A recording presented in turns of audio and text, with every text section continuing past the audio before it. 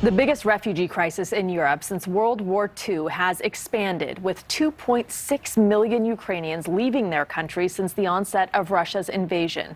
The crisis has inspired two Harvard freshmen to create a website to help refugees find housing. Marco Burstein and Avi Schiffmann created Ukraine Take Shelter, and they are joining us tonight. You two are so inspiring. I couldn't wait to have you on when I read about your story. And there are so many people who want to help, right? They see this crisis unfolding, but you two were actually able to create and implement something that really is powerful, and you did it at such a young age. How did you come up with the idea? So I was in San Diego, and there was this big public protest that was happening. There were a few hundred people there. They were all holding up these signs saying, like, "Stop Putin." There were a few Ukrainian people speaking. And that was great for the few hundred people in San Diego. But I knew that I have these skills to make websites and apps and all that kind of stuff. And I have this big public following on social media. So I felt that I could combine the two and really make something like a direct, practical, useful tool for the people in Ukraine. So I called up my friend Marco, who's this amazing web developer from Harvard, and we did not sleep for like 3 days. We just stayed up all night working on this website, designing the user interface, coding, and we managed to make it in like a few days. 3 days, wow. Okay, so Marco, to you, these types of sites from government agencies and NGOs, they already exist to some extent, but you all wanted to create something that was simpler and easier for people who don't have time for that bureaucracy if you're fleeing a war zone. So how does it work? Yeah, so our goal from the outset was to make something that was as streamlined and intuitive as possible, because if you're a refugee, you don't necessarily have time to be scrolling through pages and pages and documentation. We want people to be able to just go onto our website, put in the nearest city, and instantly see results. We also support filters so that they can add additional requirements that they might have. We have the website translated into over a dozen languages, so any languages that hosts or refugees speak in the area is probably covered. But our number one goal was to make things as intuitive and seamless as possible. And so how has it been working? What is the response you've gotten? It's been amazing. We have over 7,000 listings now across all over Europe. We've had so many success stories from refugees getting successful sanctuary because of this website. And I think that's incredible that me and Marco here in the United States can develop this website that is then used across the entire world.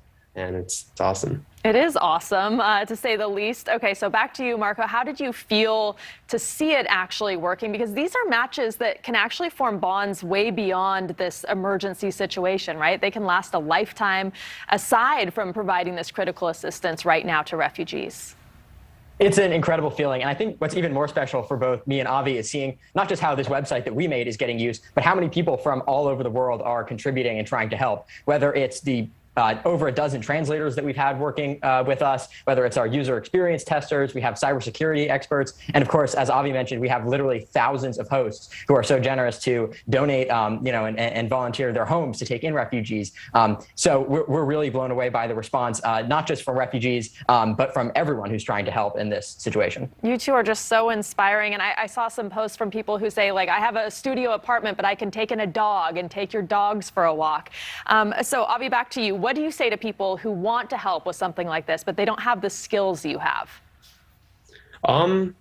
Well, it's never been easier to learn how to make a website like this. You can just go on YouTube and learn how to code a website. Me and Marco, we both got into Harvard for doing computer science that we entirely learned through searching questions on Google or going on YouTube and just typing in, like, how do I make a website? How do I make text red? People have been making websites for over 20 years by now.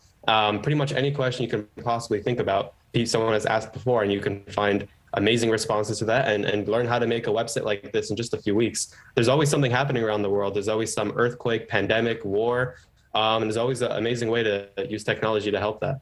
You two are just so amazing, and you're so young, so I'm really eager to find out, before I let you go, what is next for you both? What are your plans going into the future? Avi, let's start with you. I've got big plans. I want to create technology that changes your daily life as much as the car you drive or the phone you use. We'll see what we get up to. I'm currently majoring in something called neurophilosophy, which is kind of a combination of like neuroscience, psychology, and philosophy. So very excited for that. Love it. And Marco? I think technology changes at such a rapid pace. That is one reason why it's so exciting, but it also makes it really hard to predict what we're going to be doing in however many years. I am going to keep trying to solve problems with software, but I don't know exactly where that's going to take me. And definitely in the moment, we're focused on getting this website, UkraineTakeShelter.com, into as many hands as we can. So that's the goal right now. Ukraine takes shelter if our viewers want to help. Avi and Marco, thank you so much. You're doing amazing things. We appreciate you joining us tonight. Thank you. Thanks for watching. Click the red subscribe button below so you can get more of NewsNation's fact-driven, unbiased coverage.